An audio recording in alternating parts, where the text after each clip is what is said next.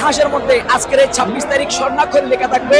অনেক বাধা বিপত্তি আমাদেরকে দেওয়া হয়েছিল, সুন্নি জামাতকে অনেক চেষ্টা করা হয়েছিল দমানোর জন্য। আল্লাহর রহমতে সমস্ত বাধা বিপত্তি পেরিয়ে আজকের 26 তারিখের প্রোগ্রাম আমরা সফল করেছি।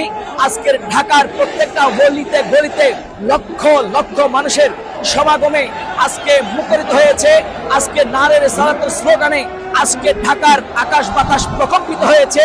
এই প্রকম্প সমস্ত ইহুদি নাসরাদের অন্তরে কম্পন সৃষ্টি করবে এবং যারা নারে রিসালাতের স্লোগানকে ফালতু বলে, যারা নারে রিসালাতের স্লোগান বলতে যাদের লজ্জা লাগে, আজকে হবে তাদের অন্তর প্রকম্পিত হবে।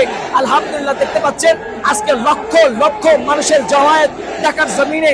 আজকের এই সরল মরা সুন্নি মুসলমানদেরকে অনেক দমানোর চেষ্টা করা হয়েছিল।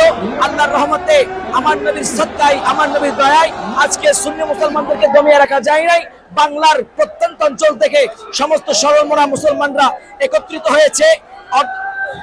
হাজার হাজার মানুষ এই গুজব ছড়ানোর কারণে অনেকে রাস্তার মধ্যে আটকা পড়েছিলেন প্রশাসন দিয়ে, এবং আমাদেরকে রাস্তার মধ্যে হেনস্থা করে আমাদের ভাইদেরকে বাধা দিয়ে আমাদেরকে দমিয়ে রাখতে চেয়েছিল।